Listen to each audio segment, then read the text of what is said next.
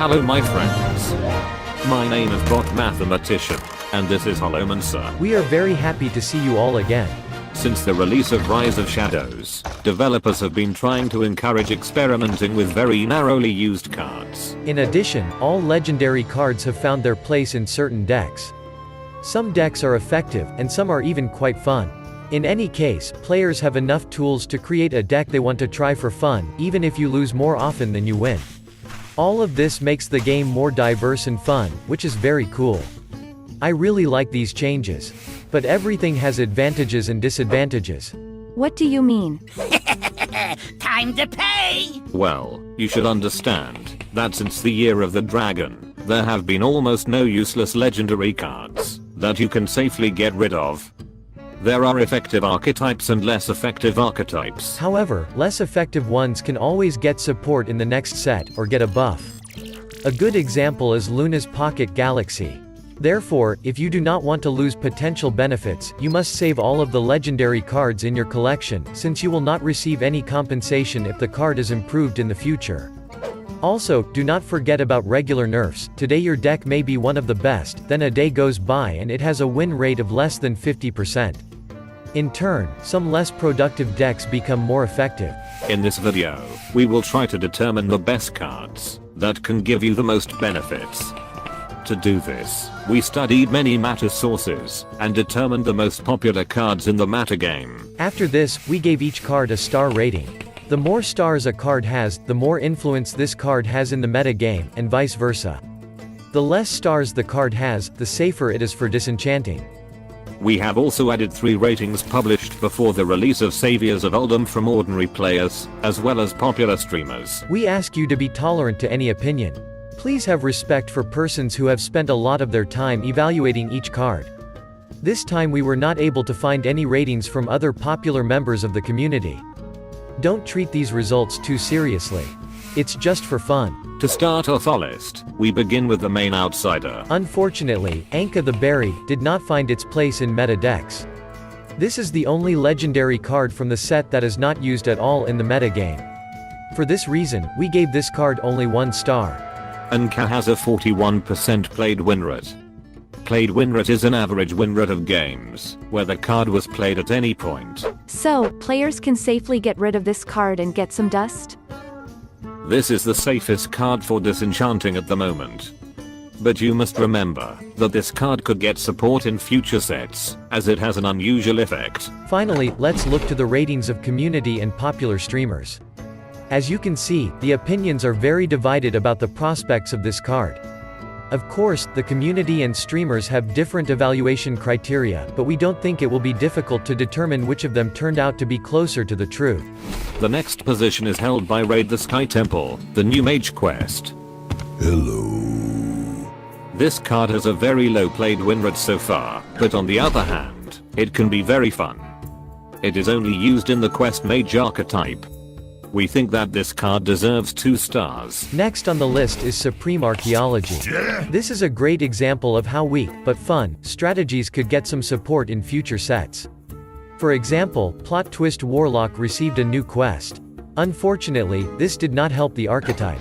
The community, as always, overestimates the potential of new cards, and most often, the lowest rating is 3 stars. It seems to us that the streamers were closer to the truth. Hack the Sister is another slow and fairly weak quest with a low win rate. But despite this, it is interesting for 0.3% of players. Colossus of the Moon is not as weak as many thought. This card sees niche plays in Big Paladin, Big Shaman and also in some slow control decks. The played win rate is 55%. This means that more often he wins the game than loses. There is only one drawback: the card is too slow, and most often you will lose your battle before you can use it. Octosari is a very interesting beast that sees some play in Highlander Warrior and may find new homes in the future. But we must pay attention to statistics from HS Replay. Highlander Warrior has a win rate higher than the played win rate of Octosari. In other words, you are more likely to win if you have not played this card. Kripparrian was definitely mistaken in his predictions. In 17th place is Bizarre Burglary. Quest Rogue is very popular, and has 4% popularity.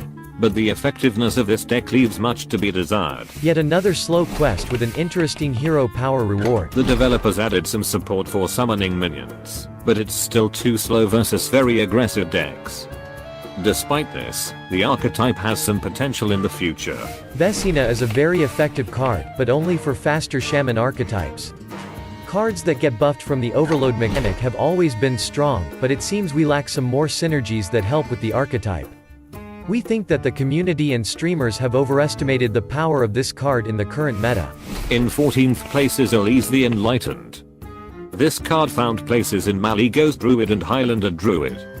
New Elise has a very good played win rate, almost 60%.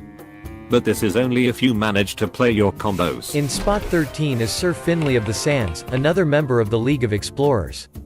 This card does not give you significant advantages, although it is quite flexible and very popular. Sir Finley is used in 3 different Paladin archetypes, the most successful of which is Murloc Paladin, but you can successfully use this deck without Finley at all. We decided to give this card 3 stars. The community and streamers gave very diverse ratings. Decide for yourself which of them made the correct prediction. The 12th position is held by Dark Pharaoh Tekken. This is a good card with a good win rate for Zoo Warlock. Next in line is Activate the Obelisk. This is a very important card for the 3 priest archetypes that are trying to use the potential of the new quest. In general, 3% of players use this card in the meta game, but it is not very effective at the moment. Now let's go to the top 10 best legendary cards. The 10th position is held by Untapped Potential. Quest Druid is viable, but has fallen off since the release. In the first days after the nerf, the archetype has gained some strength again. At number 9 is Corrupt the Waters, another quest that has become more effective after the nerf. If this trend continues, these cards will need to receive more stars from us.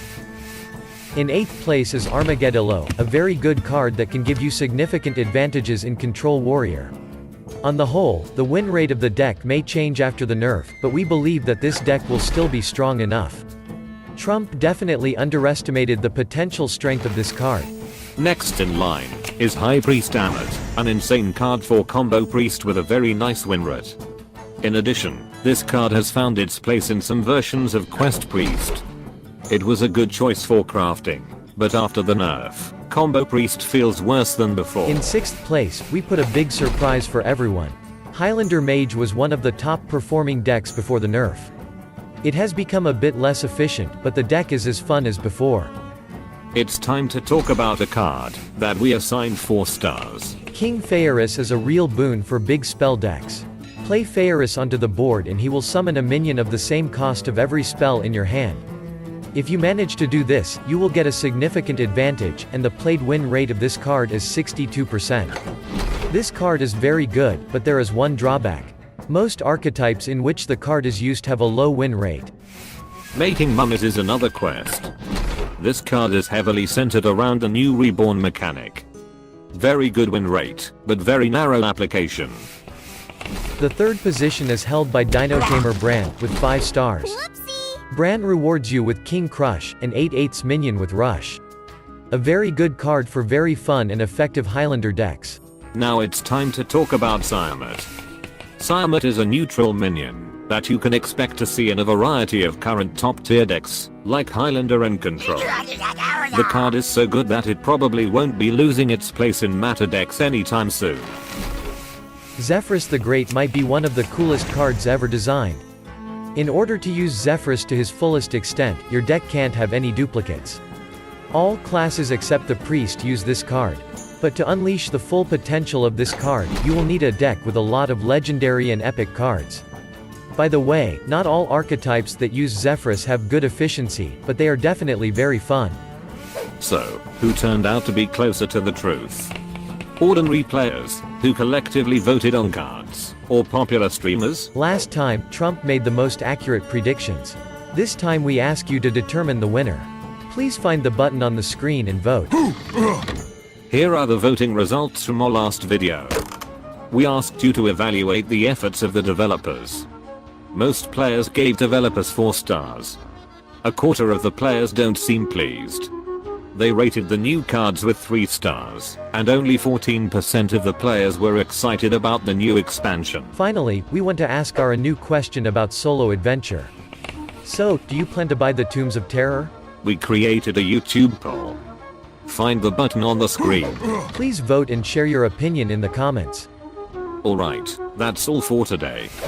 Thank you for being with us. And special thanks to Chris for text editing. We will meet in new videos. Good luck.